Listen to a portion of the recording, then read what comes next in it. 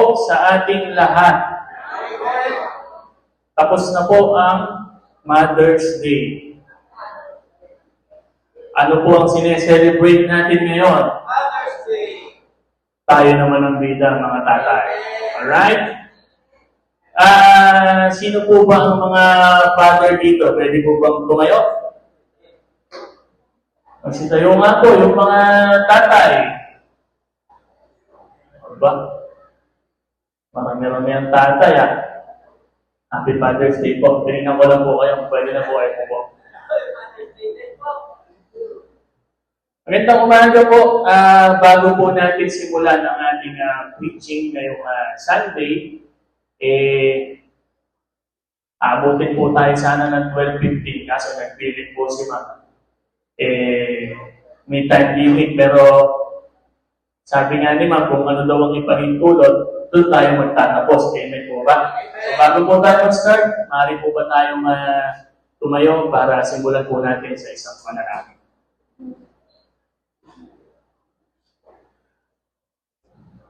Panginoon namin Yahweh, kami po ay nagpupurit, nagpapasalamat sa araw po na to na kami po ay niloob mo na makapunta sa iyong bahay-sambahan upang magkatipon-tipon, magkasama-sama, at muli po ay mag-aral po ng inyong salita. Tulungan niyo po ako, Ama, na maipaliwanag kong mabuti ang iyong nais na iparating sa bawat isa. Huwag kong makita ang aming kahinaan. Pagkos ang iyong kaluwalhatihan po ang ibabaw sa kalagitnaan ng lahat. Maraming salamat po. Ito po ang aming samot dalangin sa matamis na pangalan ng Yeshua Christ. Amen. Amen. Pwede na po tayong umupo. Ito po ay araw ng mga tatay. So ang ating pong preaching ay pamagatan po natin ang pusong ama na nakasentro kay Yahweh. Amen po? So, buksan nga po natin ang aklat ng mga awit, chapter 103, verse 13. Ang sabi po dito, kung paano nahahabag ang ama sa kanyang mga anak, gayon nahahabag ang Panginoon sa mga may takot sa Kanya. Alam niyo po, pag Father's Day po, nagbibigay po tayo ng parangal sa lahat po ng mga ama. Ngunit, hindi po sa pagdiriwang, ito ay panahon upang pagnilayan ang mahalagang papel ng isang ama sa tahanan at lipunan. Sa panahon po ngayon, marami pong mga ama ang naharap sa mabibigat na hamon. Meron pong may pressure sa trabaho, mga pangangailangang pinansyal, responsibilidad sa pamilya, at mga personal na laban, na kadalasan, tahimik pong dinadala ng mga ama. Marami rin pong mga ama umiiyak nang hindi nakikita, nag-aalala nang hindi nagsasalita, at nagsasakripisyo nang hindi humihingi ng anumang kapalit. Subalit, sa kabila po ng lahat ng mga ito, nananatili pong matatag ang mga tatay dahil po sa Dahil po sa pagmamahal po natin sa ating mga pamilya. Kaya po kapag pinag-uusapan po ang pagiging ama, hindi naman po ito tungkol lang sa pagkakaroon po ng anak. Dahil marami po mga lalaki, maaaring pwede kang maging biological father. In fact, may mga kilala din po talaga ako na gano'n na nagkaanak lang pero hindi naman nagpakama. Alam niyo po yun, nag-reproduce lang, pero hindi po nila, hindi po nila kinilala ang kanilang mga anak. Ang tunay na ama po ay naroon upang magmahal, gumabay, magturo at magsakripisyo. At alam niyo po mga minamahal, kung ano po ang pinakamagandang halimbawa ng pagiging ama. Ang pinakamagandang halimbawa po ng pagiging ama ay walang iba kundi po ang ating amang nasa langit. Amen po? Amen. So, ang ating pong topic ay bigyan po natin ng 5 puntos, binigyan po natin ng 5 puntos ang ama na nakasentro kay Yahweh. Ang ating pong unang puntos, ang sabi po, ang mga ama ay tinawag upang manguna sa kanyang pamilya. Tayo ro pong mga ama, tinawag po tayo upang manguna, hindi po pumangalawa. Tayo po ang maglilid sa ating pamilya. Ang sabi po sa Josue, chapter 24, verse 15, ngunit tungkol sa akin at sa aking sambahayan, kami ay maglilingkod sa Panginoon. Ano po sabi ni Josue? Hindi po na sinabing siya lang ang maglilingkod sa Panginoon. Ang sinabi po niya,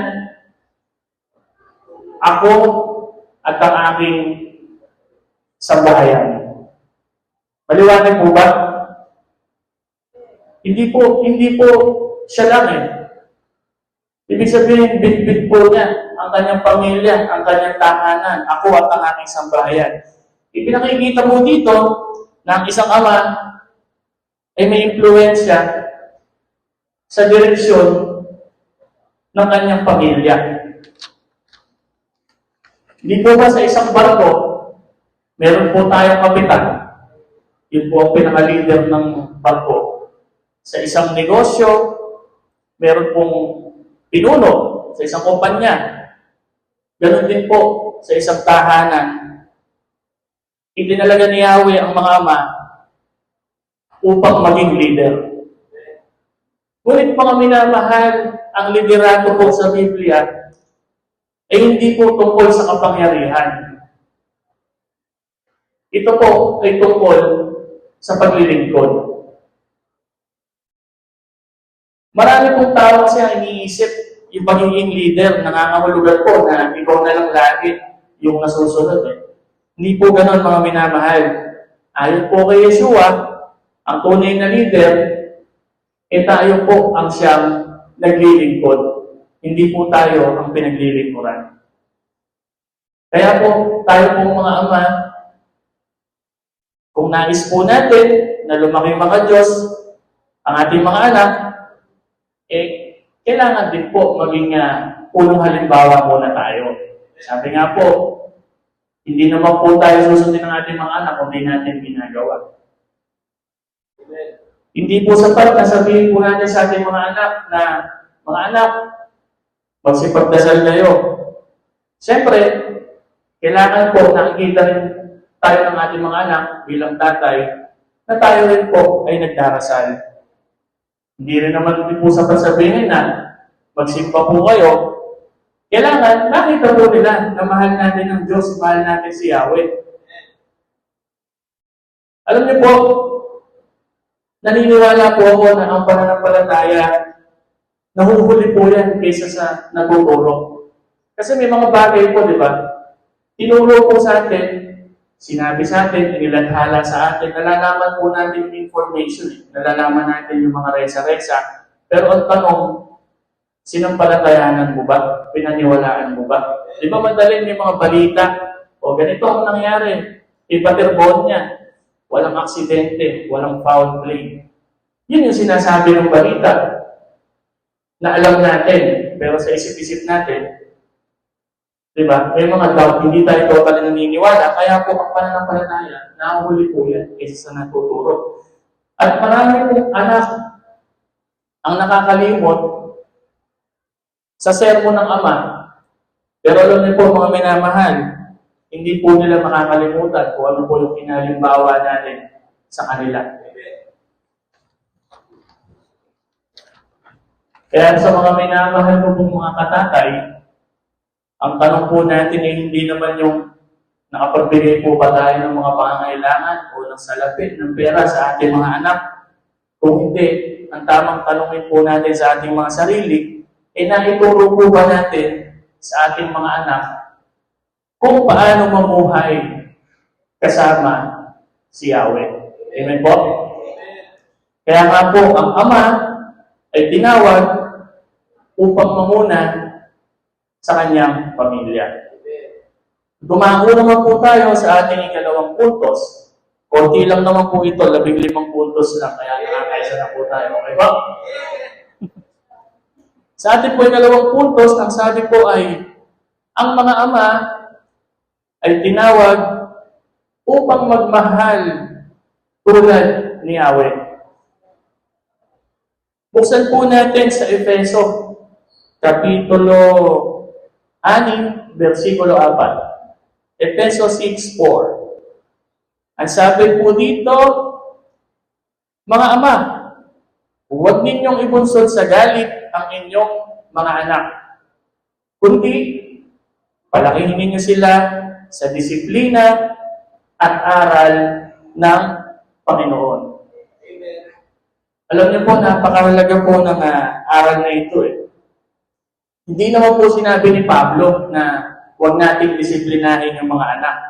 Ang sinabi po dito, huwag po natin silang itulak sa pagkakagalit. May pagkakaiba po kasi yung disiplina saka yung pagiging malupit. Alam niyo po, yung disiplina ay bunga ng pagmamahal. Pero yung pagiging malupit naman po, bunga po yan ng galit. Which is somehow, guilty rin ako kasi nung araw po talaga, lalo na sa panganay at pangalawa ko, medyo malupit din po ako eh. Hindi ko naman sinasabing galit ako, pero the way na kumbaga na-realize ko, medyo ano po kasi magaan po ang pinto ko pagka noon, but now, hindi na po. So, pinagsisisihan ko din yung mga nangyari na yun. Pero tingin ko naman nakapagpatibay din sa kanila. Ayun. So, naging malupit din siguro ako masasabi ko, pero may pagmamahal naman yun. Kaya siguro parang naghalo. Pero po. So, ang Diyos nga po mismo nagdidisiplina sa kanyang mga anak. Di po ba? Dahil mahal po niya tayo. At kapag ang ama ay nagdidisiplina ng may pagmamahal, ano po ang mangyayari? Natututo po ang mga anak. Pero kung puro galit po, sigaw, paninisi, ang naririnig ng ating mga anak, ito po nakakalungkot Maaari pong sumunod sa atin ng mga anak natin Pero hindi po dahil sa ginagalang nila tayo. Ang masakit po doon, sumusunod na lang sila dahil natatakot sila. Bakit po yun, di ba? Ayaw natin na sinusunod po tayo dahil takot lang sa atin. Gusto natin, sumusunod sila sa atin dahil nire-respeto at ginagalang nila tayo. Amen po ba mga tatay? Amen. Alam niyo po, ang mga anak, nangangailangan din, hindi lamang ng gabay. Kailangan po talaga nila pagmamahal. Marami rin pong anak ngayon ang hindi naghahanap ng mamahaling regalo.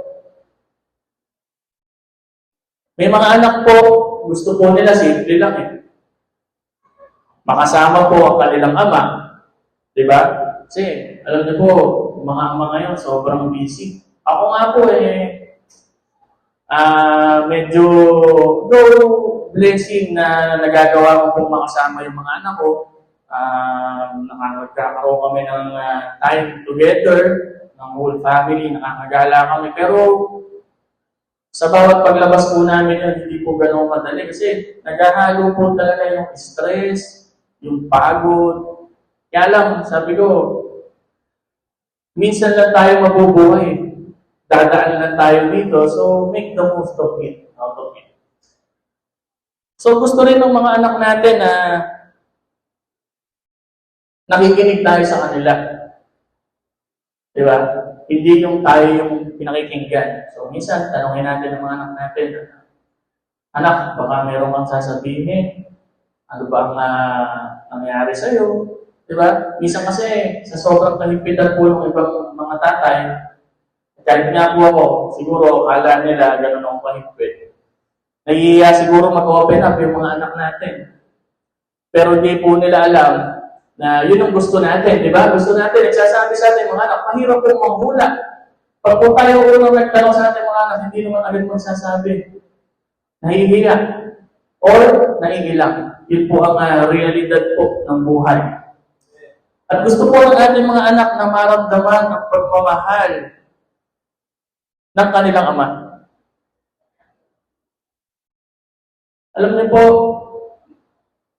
yung isang oras, 30 minutes, isang oras na pakikipaglaro natin sa mga anak, na-realize ko, mas okay pa kaysa bigyan mo ng mamahaling gadget. Iba yung value sa kanila nun. Iba yung priceless, na madaling sabi. Minsan, sabihin mo lang sa mga anak mo na, anak, proud ako. Alam niyo po, maaari po na manatili po sa mga puso at isipan nila habang buhay. Simpleng salita, anak, proud ako sa iyo. Ang galing mo. Kaya nga po, ang ama ay tinawag upang magmahal katulad ng ating Yahweh. So sa ating po pangatlong puntos, ang sabi po dito, tayo raw pong mga ama ay huwaran ng karakter. Buksan po natin ang ating mga Biblia o i-flash na lang po natin sa screen. Sa Kawikaan 20 verse 7. Ang sabi po dito ay, ang taong matuwid ay namumuhay ng may katapatan at mapalad ang kanyang anak pagkatapos niya. Napakahalaga po ng karakter ng isang ama. Alam niyo po, ang mga anak po natin, parang salamin po yan. Madalas nilang ginagawa kung ano yung nakikita nila. Ngayon po, yung impact po ng social media, dati, television lang nung mga bata kami, walang social media. Kung ano yung nakikita mo sa TV, yun yung pinoportray mo minsan Mas gugustuhin niyo po ba na i-portray nila yung nakikita nila sa television o sa internet? Di ba mas maganda po na i-portray ng ating mga anak kung ano yung nakikita sa ating mga magulang? Tama po? So dapat po, makita nila tayo ng katuwiran. Kung nakikita po nila na tapat ang kanilang ama, natural, matututuloy po maging tapat yung ating mga anak. At kung nakikita po nila na may kababaan loob tayo, marunong po tayong humingi ng tawad, matutuloy po silang magpakumbaba. Di po ba? At kung nakikita po nila na tayo po mismo mga magulang, tayong mga ama, nagtitiwala kay Yahweh sa gitna ng mga problema, ano naman po ang matututunan nila? Matutuloy po silang manampalataya. Amen po? Tandaan po natin, hindi naman po kailangan na maging perfecto ng mga ama. Wala pong ganun. Ang kailangan lang po natin ay maging totoo. Alam niyo po, ang isang ama na marunong magsabi ng anak, nagkamali ako, patawad. Napakalaking aral po sa kanila tungkol sa pagpapakumbaba. Kaya ako po bilang ama, samantalay ko rin, mga anak, patawad. Kasi hindi mahirap talaga sabihin na-experience sa mga tatay. Though may mga kakilala ko na talagang, pero siguro sa 100 tatay, baka isa lang yung sorry. Hindi naman dahil ayaw mo, pero meron kasi may pride Ikaw ang leader ng tahanan. Pero alam niyo po, kaya po totoo talaga ang nagpapakumbaba, tinataas. Amen po? Kaya po, patawarin niyo ako mga anak, may pagkakasalaman ako. Hayaan niyo, huwag tayo, ayusin natin. At alam niyo po mga minamahal, minsan po, Ang pinakamagandang sermon, hindi po yun laging nanggagaling dito sa pulpito. Minsan po, ang magagandang sermon nga po, nakikita po natin ay sa buhay ng isang ama. Amen po? May mga pagkakataon po talaga na gano'n. Dahil nga po, ang ama ay huwaran ng karakter. Amen? Malapit na po tayong matapos. 11 na puntos na lang po ito. Tapos may conclusion pa po tayo. So, ano lang po, kapit lang po, mga mahal ko mga tatay. Para sa atin po ito ngayon. So, sa atin pong ika-4 na puntos, ang sabi po dito, ang ama ay dapat daw po maasa dapat tayo kay Yahweh. Ang ama ay dapat umasa kay Yahweh. Sabi po sa Filipos, chapter 4, verse 13, magagawa ko ang lahat ng bagay sa pamamagitan niya na nagbibigay sa akin ng lakas. So sa mga katatay ko po na nakikinig ngayon, kung pakiramdam niyo po, kulang po kayo, may mensahe po si Yahweh para sa inyo. Sabi ko nga po kanina, hindi naman po niya hinihingi na maging perfect po tayo. Hindi po niya hinihingi na hindi po tayo magkamali. Ang hinihingi po sa atin ni Yahweh ay pusong handang sumunod at magtiwala sa Kanya. Meron po kayo itong mga tatay na nagsisisi po sa nakaraan. Meron po? Amen? Ako po, may mga pinagsisisihan po ako sa nakaraan ko. Totohanan po yan na sana pala hindi ko ginawa. Lahat po ba tayo may pinagsisisihan na hindi sana natin ginawa ng araw? Amen? Meron din po mga ama na pakiramdam niyo po, labi ko kayo, pero huwag po nating kakalimutan mga minamahal, ang biyaya po ni Yahweh ay sapat. Hanggang may Diyos, may pagkakataon po tayo para makapagsimulang muli. Si Pedro nga po di po ba? Nagkamali po siya 3 times, tama po ba, na itinanggi niya si Yeshua? Si David, nagkamali din. Pero ano naging ending? Di ba pinatawad din sila ng Panginoon? Ginawa pa nga silang example Yung pagkakamali nila napura. So, hindi pa po huli ang lahat. Marami rin po lingkod ng Diyos nagkakamali. Ngunit, ginagamit pa rin po sila. Dahil po sila ay nagsisi at bumalik sa Kanya. Ganon din po tayo mga bawat tatay na nandito ngayon, kaya tandaan po natin, hindi pa po huli ang lahat. Amen po? So sa atin pong ika-5 puntos, ang sabi po dito, ang mga anak ay tinawag upang parangalan ang kanilang mga ama. O mga anak, alam nyo na, kayo daw ay tinawag upang parangalan ang mga ama. Ulitin ko ha, ang mga anak ay tinawag upang parangalan ang mga ama. Ang sabi po sa Exodus 20:12, igalang mo ang iyong ama at ina upang bumaba ang iyong buhay sa lupain na ibinibigay sa iyo ng Panginoon mong Diyos. Sa Efeso chapter 6, verse 1, ang sabi po, mga anak, sundin ninyo ang mga magulang sa Panginoon sapagkat ito ang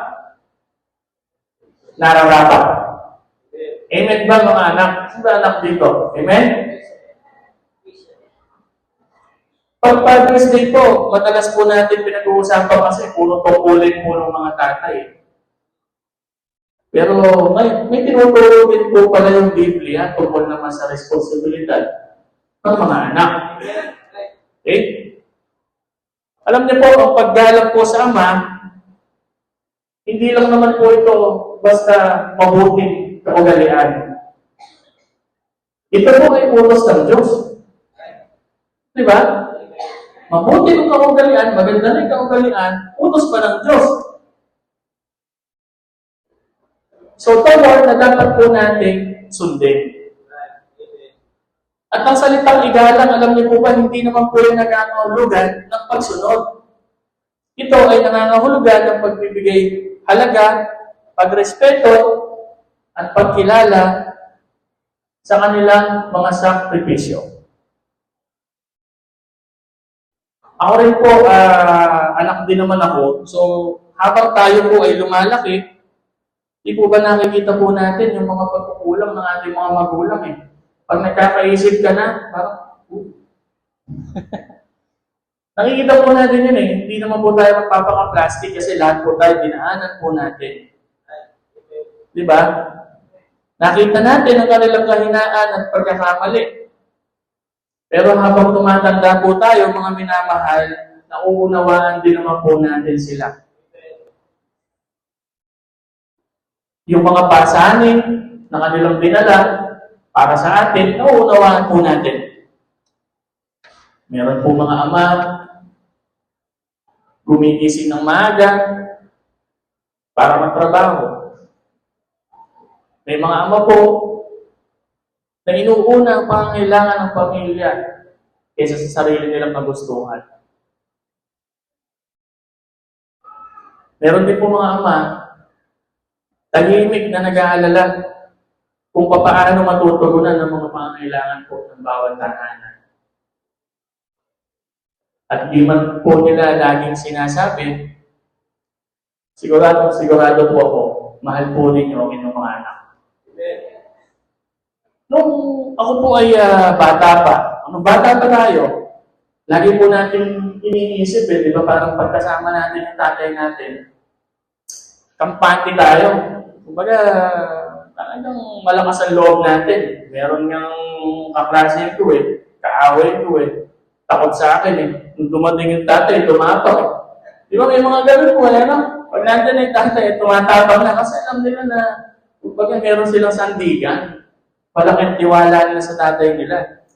Pero nung habang tumatanda po tayo, realization lang po, napagtatanto din po natin, di ba? Hindi po pala sila parang mga superhero. Tumatanda na rin po sila. Napapagod din sila.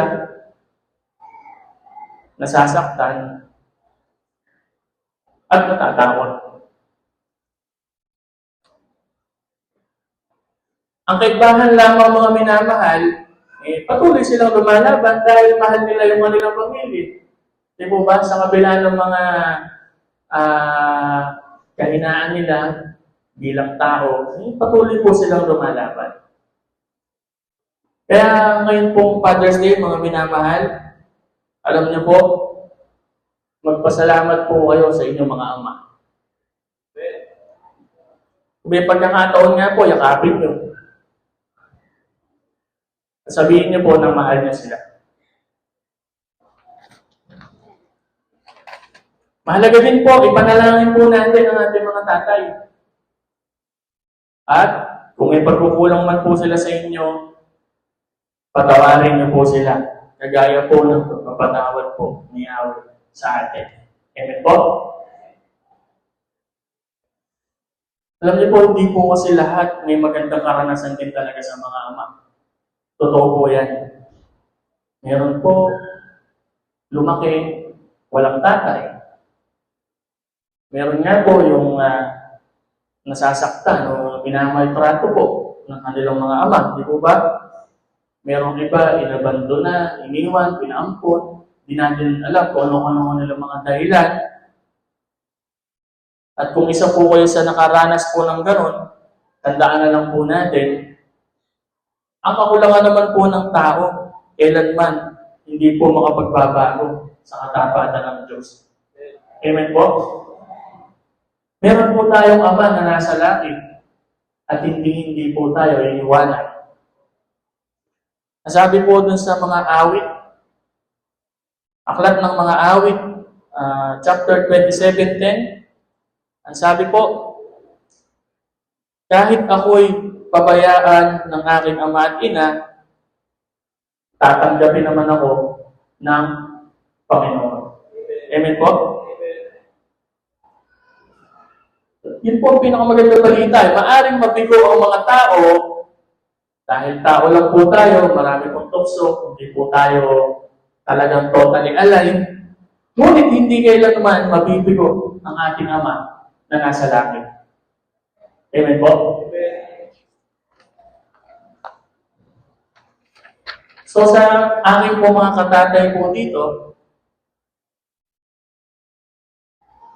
mas masarap po siguro maging tatay tayo o maging ama tayo na gugustuhin na parangalan ng ating mga anak. Yung pang pag sinabing, tatay ko yan. Diba? Nakatingala sila. Hindi sila nahihiya. Kumbaga, alam nila na maganda yung itinanim mo. Maganda yung pinakita mong ehemplo o halimbawa dito sa mundo. Diba? Masarap siguro sa pakiramdam yung sa mga anak naman, itong malungkot, huwag niyo pong hintayin mawala ang inyong ama. Bago niyo sabihin kung gaano niyo sila kamahal at pinahahalagahan. Hanggat may pagkakataon po kayo, gawin po ninyo yan. Kasi maniwala po kayo sa akin, nasa huli po ang pagsisisi.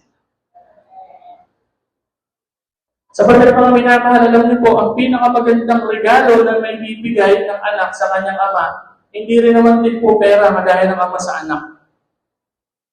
Kundi isang puso na marunong magmahal, gumalang, at magpasalamat. Yan po ang pinakamagandang regalo na makukuha natin. Pagka ganun yung karakter ng anak natin, yan, sarap sa pakiramdam. Kaya po, ngayon po paulit-ulit na Father's Day, alalahanin natin na tayo pong mga tatay ay meron ding kahinaan. Maaari po hindi kami perfecto, pero maaari pa rin natin silang mahalin, pahalagahan, at higit sa lahat, gaano ba karami ang iyong pera? Maaari pong itanong sa atin ni Yahweh, minahal mo ba ang iyong pamilya? Pinangunahan mo ba sila patungo sa akin? O naging halimbawa ka ba ng pananampalataya? Naging tapat ka ba sa pagtawag ko sa iyo bilang ama? Yan po ang maaaring itanong sa atin pag tayo po ay nawala na. Ang tunay na tagumpay po ng isang ama ay hindi nasusukat sa kanyang naipon kung hindi sa puso po na kanyang nahubog para kay Yahweh. At balang araw, siguro wala na pong masihigit na gantimpala kaysa marinig po natin ang mga salitang mabuti, tapat, at mabuting lingkod. So, yun lamang po yung isang pong puntos po ay itakay po natin sa mga susunod na pagkakataon. Maraming salamat po. Ito mga